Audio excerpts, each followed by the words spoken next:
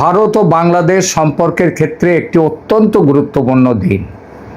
ঢাকা ও দিল্লির মধ্যে দীর্ঘদিনের জমে থাকা বরফ গলতে শুরু করার স্পষ্ট ইঙ্গিত পাওয়া যাচ্ছে বেশ কিছুদিন ধরেই। যদিও বাংলাদেশ সরকারের তরফ থেকে গৃহীত কিছু সিদ্ধান্ত নতুন করে বরফ জমার পরিস্থিতিও তৈরি করছে, গলা নয়। এখন বরফ গলবে না আরও জমাট বাঁধবে তার একটা পরীক্ষা আজ হবে দিল্লিতে। যে প্রসঙ্গে হবে এই পরীক্ষা সেটা হলো পররাষ্ট্রমন্ত্রী ডক্টর খলিলুর রহমানের হাই ভোল্টেজ দিল্লি সফর ঘিরে। বাংলাদেশের নতুন পররাষ্ট্রমন্ত্রী ডক্টর খলিলুর রহমান আজই তার প্রথম দ্বিপাক্ষিক সফরে দিল্লিতে পৌঁছাচ্ছেন। গত ফেব্রুয়ারির নির্বাচনে বিএনপি নেতৃত্বাধীন সরকার ক্ষমতায় আসার পর এটি কোনো শীর্ষ পর্যায়ের বাংলাদেশি নেতার প্রথম ভারত সফর। বৈঠকের সূচি ভারতের পররাষ্ট্রমন্ত্রী এস জয়শঙ্কর, জাতীয় নিরাপত্তা উপদেষ্টা অজিত ডোভাল এবং পেট্রোলিয়াম মন্ত্রী হরদীপ সিং পুরীর সঙ্গে আলাদা আলাদাভাবে গুরুত্বপূর্ণ বৈঠক হবে। বাংলাদেশের পক্ষ থেকে যেগুলো স্বাভাবিক এজেন্ডা হিসেবে থাকবে সেগুলো হলো শেখ হাসিনার প্রত্যর্পণ ইস্যু, তাদের মধ্যে প্রধানতম। কূটনৈতিক সূত্রে খবর, ঢাকা এই সফরে প্রাক্তন প্রধানমন্ত্রী শেখ হাসিনার প্রত্যর্পণের বিষয়টি আনুষ্ঠানিকভাবে পুনরায় তুলতে পারে। এ বিষয়ে তারেক রহমান সরকার ইতিমধ্যে ভারতকে মোটামুটি একটি কড়া সহজ ভাষায় কড়া চিঠি দিয়েছে। এছাড়াও শহীদ শরীফ ওসমান বিন হাদি হত্যা মামলায় অভিযুক্ত ফয়সাল করিম মাসুদের নামও আলোচনায় আসার সম্ভাবনা আছে তার এবং তার সঙ্গে ধৃত সহকারীকে ফেরত পাঠাবার দাবি। এরপর আছে ভারত থেকে গম ও জ্বালানি আমদানি নিয়ে সমঝোতা। মধ্যপ্রাচ্যের চলমান যুদ্ধের কারণে বিশ্ববাজারে গমের সংকট দেখা দেওয়ায় ভারত তাদের রপ্তানি নিষেধাজ্ঞা শিথিল করে বাংলাদেশে বড় ধরনের গম সরবরাহের সবুজ সংকেত দিতে পারে এবং সেই ব্যাপারে কথা বলতে খলিলুর রহমান আসছেন। তার আলোচনায় এটাও থাকবে। যদিও এ ব্যাপারে আমেরিকা আপত্তি তুলতে পারে, কারণ মোহাম্মদ ইউনূস সরকারের সঙ্গে স্বাক্ষর করা বাণিজ্য চুক্তি অনুযায়ী বাংলাদেশের গম আমদানির পুরো ব্যাপারটা আমেরিকা থেকে করার কথা। পাশাপাশি জ্বালানি সংকট মোকাবিলায় ভারত থেকে আরও বেশি পরিমাণে ডিজেল আমদানির বিষয়েও আজকে আলোচনা হতে পারে হরদীপ সিং পুরী ভারতের পেট্রোলিয়াম মন্ত্রীর সাথে। তৃতীয়ত, গঙ্গা জল চুক্তি ও তিস্তা ইস্যু। 1996 সালের গঙ্গা জল চুক্তির মেয়াদ এই বছরই শেষ হচ্ছে। আজকের আলোচনায় এই চুক্তি নবায়নের জন্য দ্রুত নেগোসিয়েশন শুরু করার বিষয়টি অগ্রাধিকার পাবে। তিস্তা চুক্তি নিয়ে দীর্ঘদিন ধরে চলা অচলাবস্থা কাটানোর জন্য একটি ফরওয়ার্ড লুকিং বা ইতিবাচক দৃষ্টিভঙ্গি নিয়ে আলোচনার ইঙ্গিত দিয়েছেন ভারতের হাই কমিশনার প্রণয় ভার্মা। ইউনূসের অন্তর্বর্তী সরকার তিস্তা বাঁধ তৈরির প্রকল্প নিয়ে চীনের সঙ্গে চুক্তি করেছিল বলে খবর।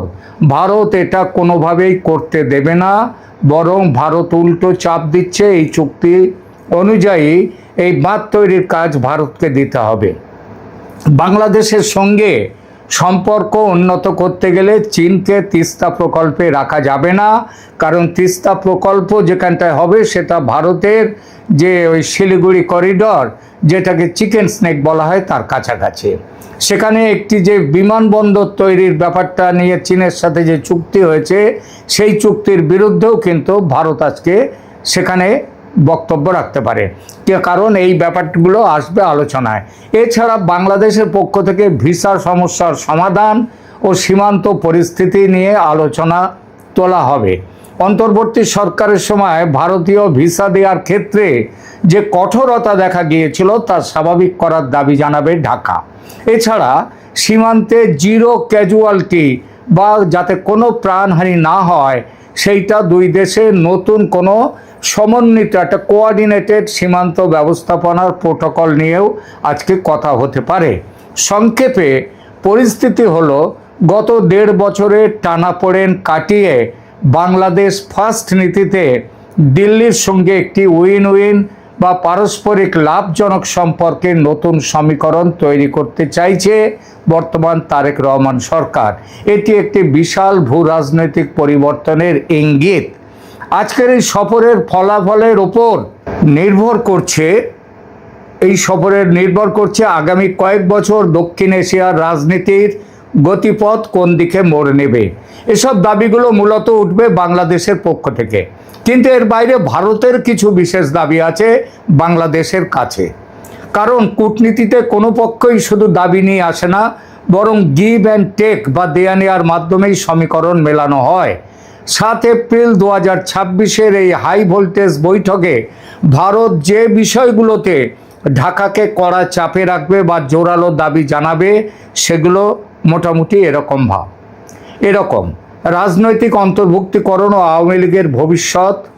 এ বিষয়ে নয়াদিল্লি মনে করে বাংলাদেশে দীর্ঘমেয়াদী স্থিতিশীলতার জন্য একটি ভারসাম্যপূর্ণ রাজনৈতিক পরিবেশ প্রয়োজন। ভারত স্পষ্টভাবেই চাইবে যে আওয়ামী লীগের ওপর কোনো ধরনের আনুষ্ঠানিক নিষেধাজ্ঞা যেন বজায় না থাকে এবং দলটিকে রাজনৈতিকভাবে কাজ করার সুযোগ যেন দেওয়া হয়। দিল্লির যুক্তি, একটি বৃহৎ রাজনৈতিক শক্তিকে বাইরে রেখে অন্তর্ভুক্তিমূলক গণতন্ত্র সম্ভব নয়। যদি আওয়ামী লীগকে নির্বাচন বা রাজনীতির বাইরে রাখা হয় তবে ভারত এটিকে একদলীয় শাসন বা বিএনপির ক্ষেত্রে বিএনপি শাসন হিসেবে চিত্রিত করতে পারে, যা আন্তর্জাতিক মহলে ঢাকার ভাবমূর্তিতে প্রভাব ফেলবে। এরপর আছে আন্তর্জাতিক অপরাধ ট্রাইব্যুনাল নিয়ে ভারতের আপত্তি। শেখ হাসিনার আমলের মন্ত্রী আমলাদের এবং শেখ হাসিনারও যে বিচার বর্তমান ট্রাইব্যুনালে চলছে তা নিয়ে ভারতের রীতিমতো আপত্তি রয়েছে। ভারত ইতিপূর্বে ধারাবাহিকভাবে বলেছে যে শেখ হাসিনার বিচার কোনো অপরাধিক মামলার বিচার নয়, এই বিচার একান্ত রাজনৈতিক এবং ট্রাইব্যুনাল গঠনের ব্যাপারটি আন্তর্জাতিক ট্রাইব্যুনাল গঠন সংক্রান্ত আইনি পদ্ধতির সম্পূর্ণ বিরোধী। ঢাকার আইসিটির বিচার অস্বচ্ছ, তাই গ্রহণযোগ্য নয়। ভারত চাইবে এই বিচার প্রক্রিয়া যেন স্বচ্ছ হয় এবং এটিকে রাজনৈতিক প্রতিহিংসার হাতিয়ার হিসেবে ব্যবহার যেন না করা হয়। বিশেষ করে শেখ হাসিনাকে এই ট্রাইব্যুনালের মাধ্যমে দণ্ডিত করার যে কোনো প্রচেষ্টাকে ভারত তার দীর্ঘমেয়াদী মিত্রের অবমাননা হিসেবে দেখে এবং তাকে ফেরত দেবে না। সুতরাং দুদেশের মধ্যে স্বাক্ষরিত বন্দি বিনিময় চুক্তি এই ক্ষেত্রে মানবে না ভারত, সেটা পরিষ্কার বুঝিয়ে দেবে। তৃতীয়ত, ট্রানজিট ও কানেক্টিভিটি সংক্রান্ত বন্ধ প্রকল্পগুলো পুনরায় চালু করা, এটি অত্যন্ত গুরুত্বপূর্ণ। অন্তর্বর্তী সরকারের সময় ভারতের অনেক ট্রানজিট সুবিধার তার পরিকাঠামো যেমন আখাউড়া আগরতলা রেল সংযোগের মতো প্রকল্পগুলো ইত্যাদি আরও অনেক প্রকল্প থমকে গিয়েছিল। চট্টগ্রাম ও মোংলা বন্দর ব্যবহার করে ভারতের উত্তর পূর্বাঞ্চলে পণ্য পরিবহনের সুবিধা কোনো বাধা ছাড়াই পুনরায় চালু করতে হবে, এটা ভারতের দাবি থাকবে। রূপপুর পারমাণবিক বিদ্যুৎ কেন্দ্রের ঋণ পরিশোধের জটিলতা কাটানো এবং ভারতীয় লাইন অফ ক্রেডিট এলওসির অধীনে থাকা প্রকল্পগুলো দ্রুত শেষ করার জন্যে ভারত চাপ দেবে। এরপরে নিরাপত্তা ও অ্যান্টি ইন্ডিয়া সেন্টিমেন্ট দমন করার ব্যাপারেও বাংলাদেশ সরকারকে চাপ দেবে ভারত।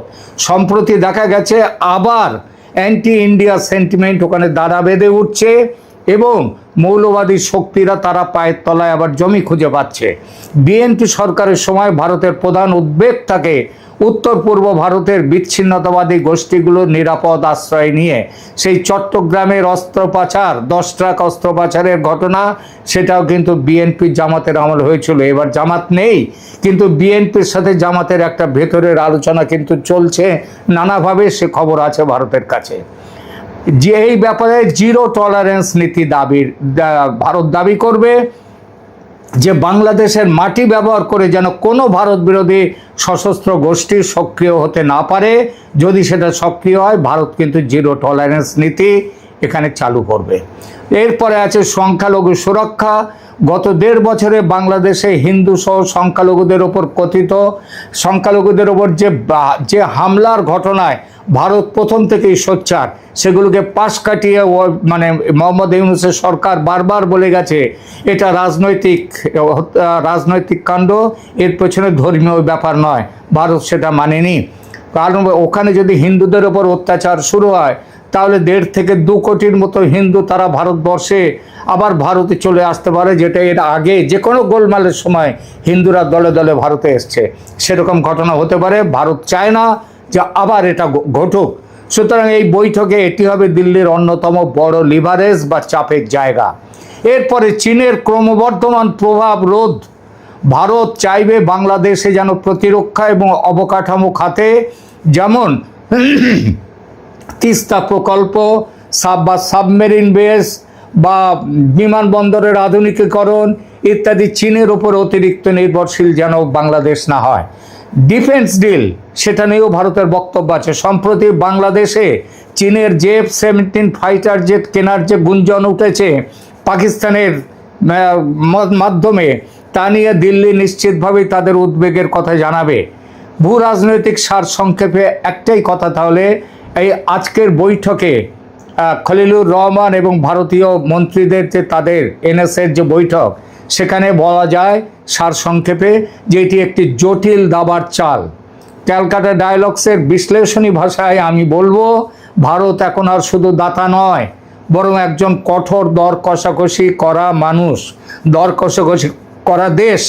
যেমন দেবে এক হাতে আর এক হাতে নেবে, গিভ অ্যান্ড টেক, দেয়া নেয়ার এই রাজনীতি হচ্ছে এখন ভারতের কাছে ভারতের দাবি। এবং সেইখানটায় এখন এই জন্যেই ভারত যা কিছু করবার, আজকের বৈঠকে ডক্টর খলিলুর রহমানকে একদিকে যেমন ভারতের থেকে গম জ্বালানি নিশ্চিত করতে হবে, অন্যদিকে দিল্লির এই কঠিন দাবিগুলো সামাল দেওয়ার জন্যে একটি মিডল গ্রাউন্ড বা মাঝপথ খুঁজে বের করতে হবে। এবং তারেক রহমানের সাথে গতকাল দেখা করেছেন ভারতের ঢাকাস্থিত রাষ্ট্রদূত, তিনিও কিন্তু পরিষ্কারভাবে এগুলো বলে এসেছেন আগে থেকে, যাতে এই বিষয়গুলো নিয়ে ভারতের সাথে আলোচনা আজকে সফল হতে পারে তার জন্যে।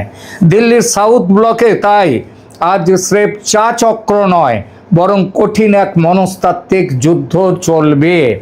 আপনার প্রিয় দর্শক, আপনার কি মনে হয়, বর্তমান বিএনপি সরকার কি দিল্লির রাজনৈতিক এই দাবিগুলো মেনে নেবে, নাকি তারা আওয়ামী লীগের বিরোধিতার নাম করে আওয়ামী লীগকে অপাঙ্ক্তেয় করে রাখার এই প্রচেষ্টা চালিয়ে যাবে, শেখ হাসিনাকে দেশে ফিরতে না দেওয়ার ব্যাপারে চালিয়ে যাবে, তাদের যেভাবে জামাতের সাথে এনসিপির সাথে আঁতাত করে এই যে অধ্যাদেশগুলোকে নিয়ে আসা হচ্ছে সংসদে, সেইটা যাতে না হয় তার জন্যে ভারতও কিন্তু এবার ভালোভাবেই লাগবে। এটা বাংলাদেশের মাথায় ভারত আজকে ভালো করে গতকালই দিয়ে এসছেন ভারতের রাষ্ট্রদূত।